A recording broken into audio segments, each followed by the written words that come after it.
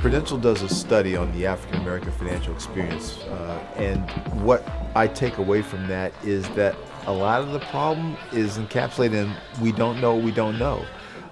We believe, African Americans, that we're very well prepared to make financial decisions, yet when you look at the wealth we've accumulated, it pales in comparison to that of the general population. So I think an honest discussion about discussing the issue and solutions is great to have and very timely.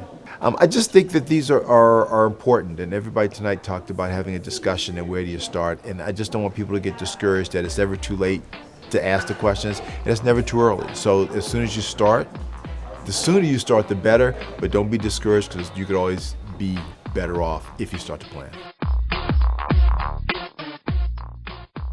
But what if I'm not 25? What if I'm 45?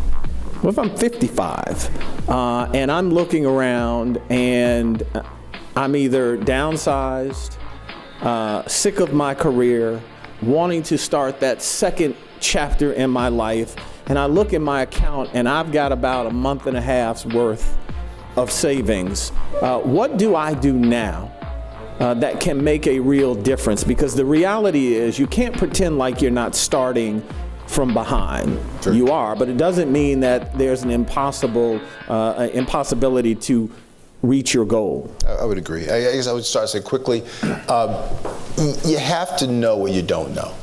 I looked at the Prudential survey, and the number from the African American community that said 52% feel they are very well prepared to make financial decisions. I found that interesting. I'm not bragging. I went to Penn. I got an MBA from the University of Chicago. I've been investing other people's money for 25 years. I don't think I'm very well prepared to make financial decisions, and I do this for a living.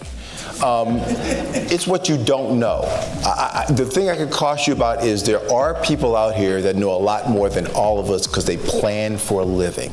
And what I can suggest, whether you're 25 or 55, do not get discouraged, but don't let another day go by where you don't start asking questions about, here's what I'd like to do, help me think about how I do it. Because someone can always give you some advice you can build on. I'm not going to sit here and say, yes, at 55 you can get to that goal in 5 years. That would be unrealistic, but there's a way to get closer to what you want, and fretting over it or not asking are not the things. Reach out, try to get information.